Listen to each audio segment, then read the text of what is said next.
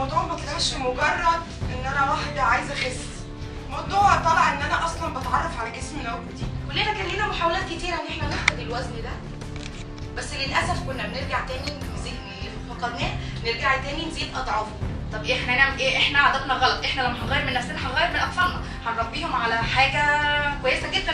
لما خلاص دي عاده، انت هتاكل الكميه دي بالقدر ده اللي جسمك محتاجه. فاكره ان الرياضه دي للسمنه بس، للي عندهم سمنه بس. اكتشفت ان الرياضه اصلا زي اسلوب حياه زي ما بيقولوا.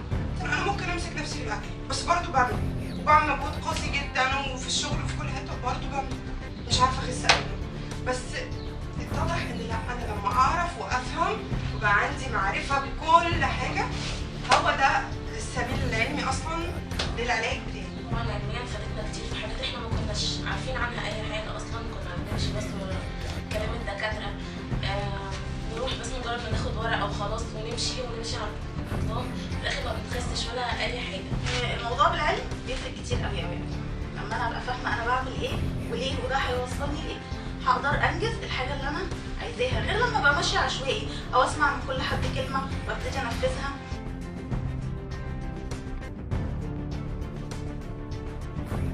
لقيت فيها اتعلمت فيها شغلات كتير فادتني وفادت حتى ولادي بعدين في المستقبل. اعرف كل حاجه ازاي وليه ماشيه بالطريق ده، مش امشي كده وخلاص.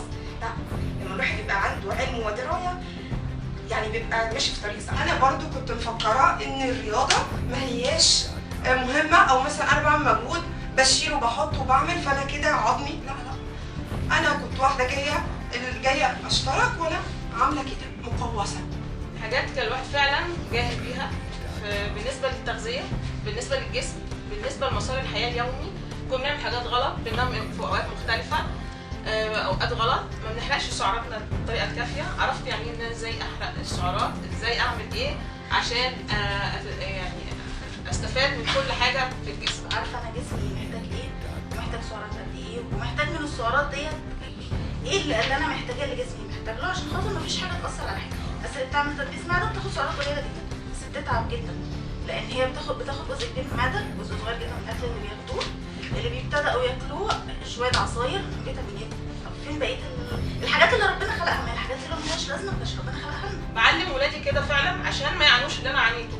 كلنا عرفنا السمنه والكلام اللي كل الاخوه اتكلموا فيه واستفادوا فيه في الشرح، بس ممارسه الرياضه نفسها في حد ذاتها هي المكمل الاساسي، بل الاكثر من كل اللي احنا اتكلمنا فيه. الرياضه بتخليكي توصلي لجسمك اللياقه البدنيه المطلوبه والصحه العامه، تحافظي على صحتك وصحه اسرتك، وتبقي قاعده فاهمه انت بتعملي ايه بالظبط. ما كانش عندي امل ان انا اوصل للي انا وصلت له. كنت جايه طبعا عشان انا مش جايه عشان شكلا او لبسا او الكلام ده، لان انا واحده عدت ال 62 سنه، فالحاجات دي ما كانتش بتهمني. انا اللي كان بيهمني ان انا امشي صح، ان انا امشي بدون عكاز، ان انا ما اتقلبش، ان انا مش كل يوم عند دكتور يديني كم ادويه تتعب لي معدتي وفي النهايه اسيب الدواء وارجع ابقى تعبانه تاني. ما كنتش بقدر اطلع السلالم، ما كنتش بقدر انزل من السرير ساعات، والموضوع ده كان حابط نفسي جدا جدا جدا، وكنت متضايقه. يعني انا مش عايزه انام في السرير حد يخدمني، انا مجرد ان حد يناولني كوبايه ميه او كوبايه شاي دي حاجه بتتعبني في نفسيا، ما بحبش. فطول عمري انا بخدم وعايزه افضل كده لغايه ما ربنا توفاني. اللي حصل ان انا لما جيت وحضرت الدبلومه فكان كابتن محمد معانا، فانا قلت له انا مش عارفه هقدر اعمل تمارين ولا لا، او انا هقدر ادي الاداء اللي هم بيعملوه ولا لا.